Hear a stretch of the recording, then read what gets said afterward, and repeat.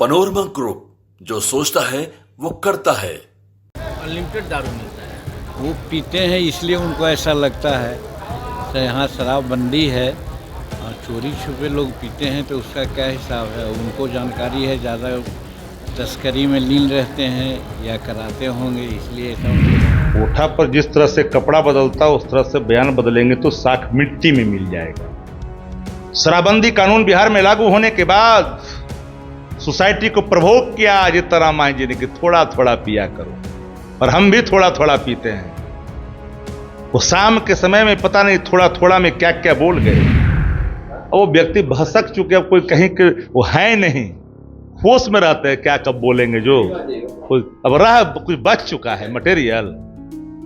अब कोई केंद्रीय मंत्री, अरे है ऐसे ही नाम के, कौन पूछ रहा है केंद्रीय मंत्री है? केंद्रीय मंत्री नाम क्या है?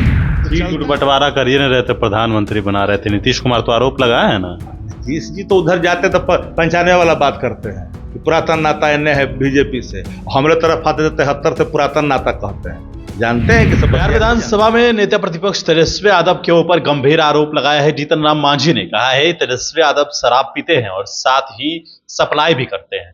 जनता दल यूनाइटेड ने भी इस बात को लेकर कहा है कि राष्ट्रीय जनता दल ने ही कहा है कि हर जगह बिहार में शराब मिलता है तो तेजस्वी यादव के भी घर में मिलता होगा। इन तमाम मुद्दों पर बातचीत करेंगे। हमारे साथ राष्ट्रीय जनता दल के मुख्य प्रवक्ता शक्ति सिंह यादव हैं कि आखिरकार इनका क्या कुछ कहना है जीतनराम मांझी के इस बयान पर। तेजस्वी यादव कहां शराब पीते हैं और सप्लाई कहां करते हैं?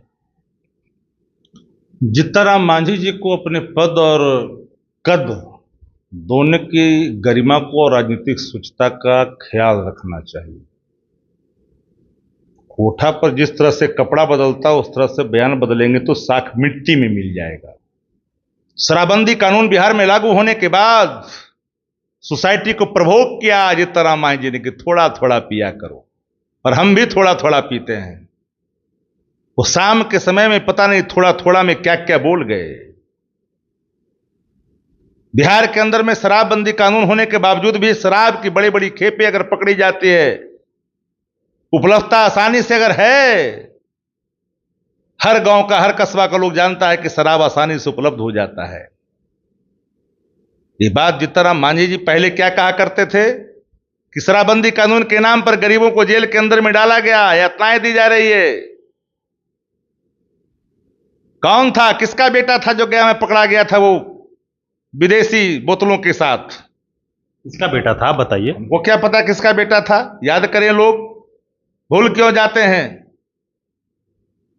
गोरैया आपके नेता का नाम ले रहे हैं तो आप भी नाम लीजिए ना। नेता का नाम लेने की राजनीतिक हैसियत अभी इन लोगों के पास अभी नहीं हुआ है, जो कृपा के बल पे अस्पुनगिरी करते हैं।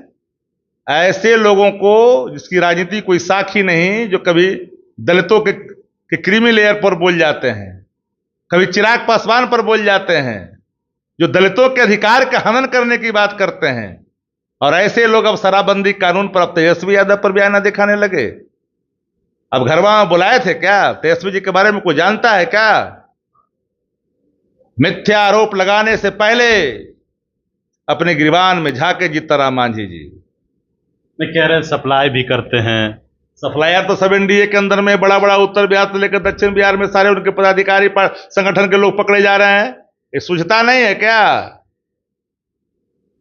अरे एक अन्य मार्ग में सीसी बोतल पकड़वाए थे, वो थे तो पता है कि नहीं है? उन्हें घरवा के आगे पीछे पकड़ाया था, मालूम है कि नहीं मालूम है? शराबबंदी कानून के धज्जियां उड़ाने वाले का नाम ही जीतनराम मांझी है। वो तो कह रहे हैं हम पीते होते नहीं। वही तो बोले थोड़ा थोड़ा पिया करो, हम भी पीते हैं, भूल गए क्या बयान?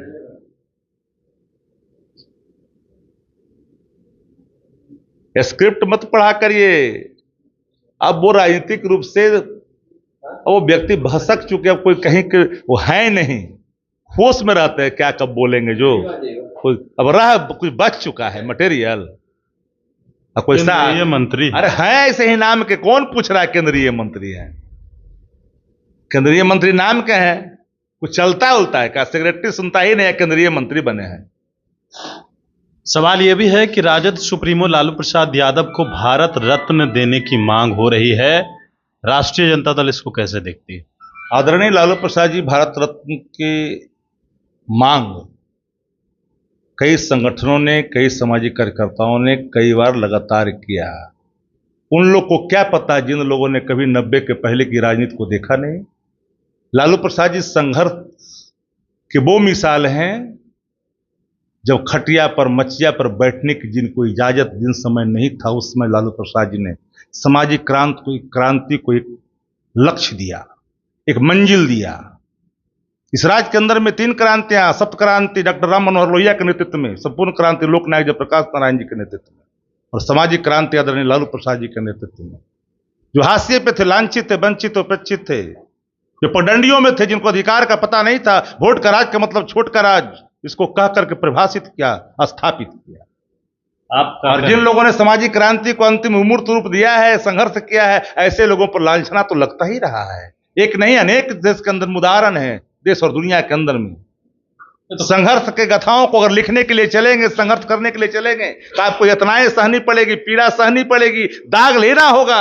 लालू प्रसाद यादव को कोर्ट ने सजा दिया है। लालू प्रसाद जी को कोर्ट ने सजा अगर दी है, हम उस पर कोई टिप्पणी नहीं करेंगे, इसलिए कि मैं अगर कहूंगा कि आर्टिकल 20 का अगर वायलेशन अगर हुआ है तो अब मानना हो जाएगा, माफ करना।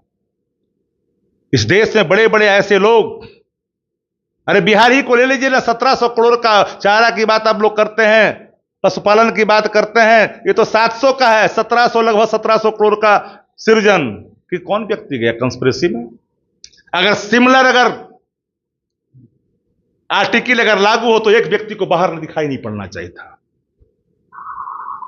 तो जो भी संघर्ष करेगा, गरीबों को उत्थान की बात करेगा, उनके खिलाफ उन लोगों की आंखें उसी समय तिरछी हो गई थी। चाहे जिस संस्थान में बैठे हुए लोग थे, हर लोगों ने आदरणीय लालू प्रसाद जी को घेरने की कोशिश की। लालू प्रसाद जी के लिए अगर कोई मांग अगर है भारत रत्न की, वो सामयिक भी है और निश्चित तौर वो पात्रता रखते हैं। अच्छी बात है, लालू यादव की जरूरत है। नीतीश कुमार की भी मांग हो रही है। नीतीश कुमार जी को मांग हो रहा है तो हम कौन मना कर रहे हैं क्या? हम लाठी लेके खड़ा है? नीतीश जी के लिए अगर मांग कर रहा है तो मिले। हम लोग तो प्रधानमंत्री बना रहे थे, लोग कहां हैं आप लोग? बनवे नहीं किए तो हम लोग क्या करें? सीट बंटवारा कर ही नहीं रहे थे, प्रधानमंत्री बना रहे थे। नीतीश कुमार तो आरोप लगाया है ना। नीतीश जी तो उधर जाते तो 95 वाला बात करते हैं कि पुरातन नाता इन्हें है बीजेपी से, हमारे तरफ आते 73 से पुरातन नाता कहते हैं। जानते हैं कि सब बतिया के नहीं जानते हैं, सब बतवा जान लिया करिए। आप लोग पत्रकार है तो सब बात जान लिया करिए। हम लोग 90 के पहले का संघर्ष देखा है और समझा है। 73 वाला रिश्ता चलेगा? अब तो 95 वाला चल रहा है। रिश्ता तो चलता ही है, राजनीतिक आइडियोलॉजिकली भले ही डिफरेंस हो, रिश्ता तो चलता ही है। कब रिश्ता किधर चल जाए कोई जानता है जी? चलिए, बिल्कुल। तो हमारे साथ है राष्ट्रीय जनता दल के मुख्य प्रवक्ता शक्ति सिंह यादव थे और आपने सुना है इनकी तमाम बातों को। गणेश फाउंडेशन के साथ नमस्कार।